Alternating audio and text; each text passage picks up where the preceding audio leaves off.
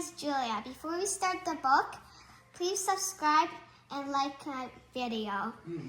Today I'm going to read you a book called Cinderella. Please read along with me. Cinderella. Once there was a kind and beautiful girl named Cinderella who lived with her cruel stepmother and two selfish stepsisters, Anastasia and Drusilla. Every morning, Cinderella told her little mice and bird friends about her dreams. They were their wishes my heart makes when I'm asleep.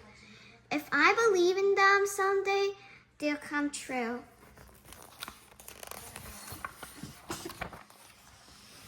Then one day, an announcement arrived from the palace. The king is giving a royal ball in the honor of the prince.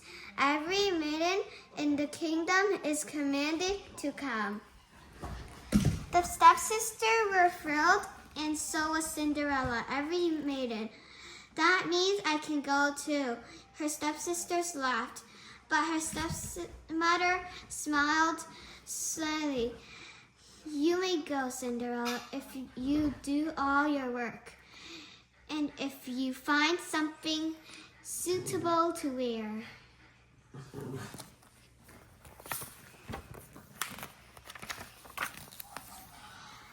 All that day, Cinderella's stepmother and stepsister shouted orders at her. Cinderella's mice and bird friends watched sadly. Poor Cinderella, they're keeping her so busy. She never get her dress done. Then they had an idea. We can do it soon. They were happily snipping and stitching to make a lovely dress for Cinderella.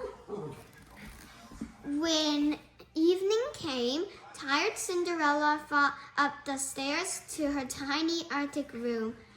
When she saw the pretty gown they had made for her, Cinderella could hardly speak. Oh, how can I ever? Oh, thank you so much. Dressed and ready, Cinderella ran downstairs. Wait, please, wait for me. Anastasia and Drusilla saw how lovely Cinderella looked and flew into a jealous rage. They ripped her dress to shreds. That's enough, girls, Lady Champion said at last. Don't upset yourselves before the ball. It's time to go. Laughing cruelly, they left.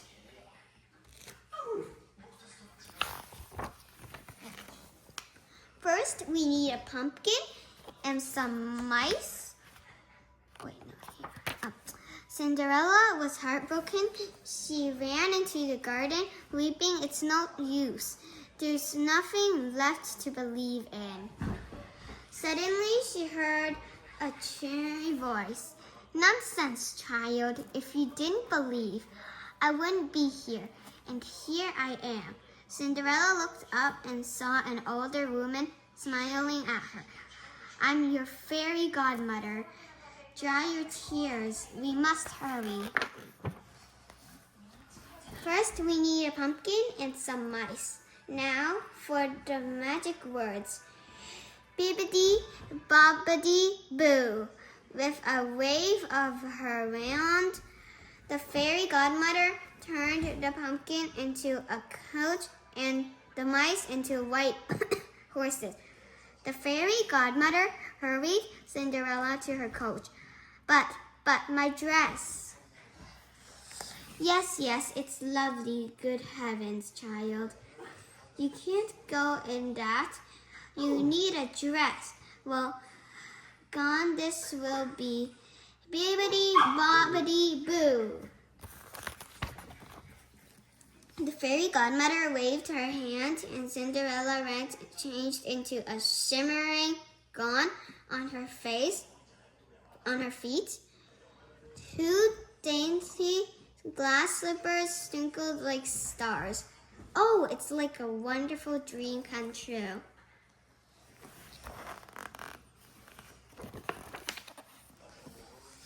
The fairy godmother gave Cinderella a warning.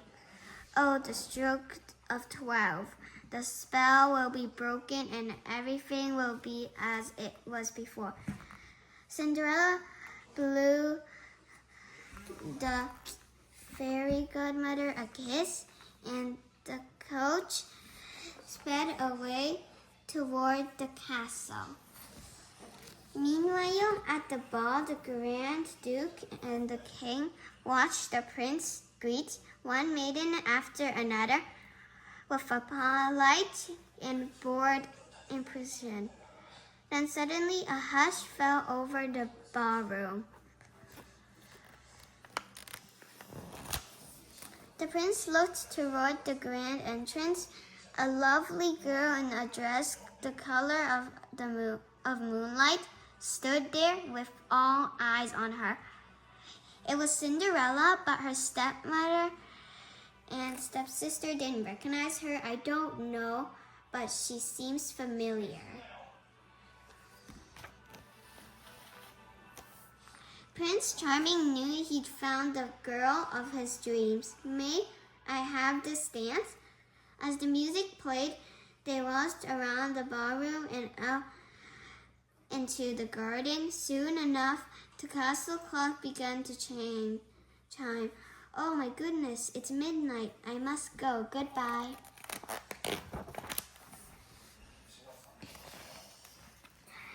As Cinderella ran away, the prince rushed after her. Wait, come back.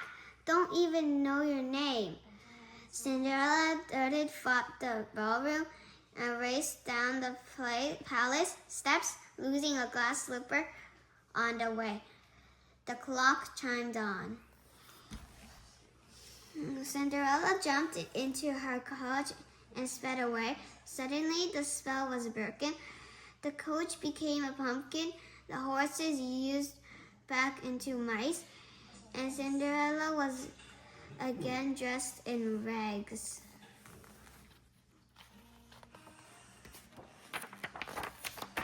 The next day, the king sent out a royal proclamation.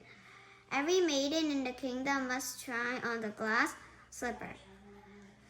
And the girl those fits with the prince. Cinderella couldn't hide her happiness from her stepmother. So Cinderella is the girl the prince seeks. Well, he'll never find her. And with that, she locked Cinderella in her attic room. Please, you can't do this. Please, let me out. But the stepmother ignored Cinderella's cries.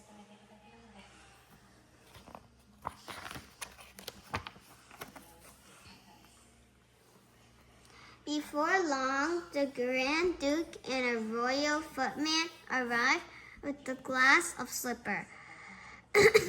The stepmother and stepsister smiled their sweetest smiles and ushered them in both Anastasia's and Drizella, with eager to find some way to get their feet to fit the slipper.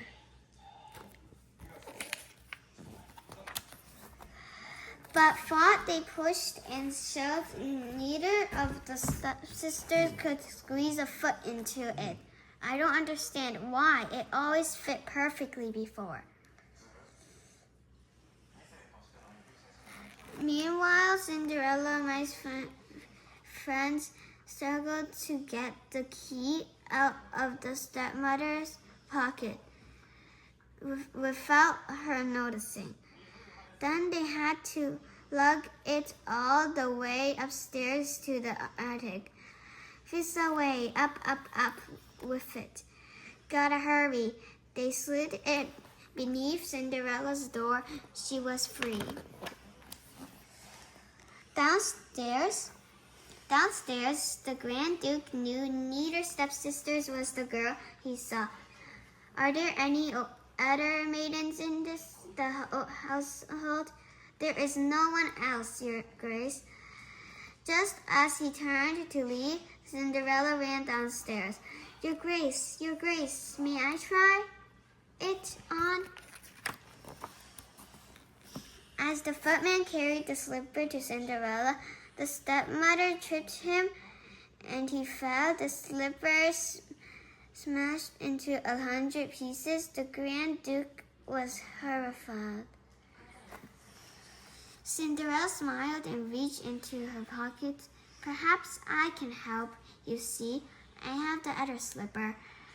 The stepmother and stepsister gasped. With a low bow, the Grand Duke slipped it into Cinderella's dainty foot. It fit perfectly. Soon, wedding bell rang, throughout the kingdom. As the happily married couple rode away in the royal coach, Cinderella realized she had been right. After all, if you can keep on believing, your dreams will come true. And so they all lived happily ever after. The end.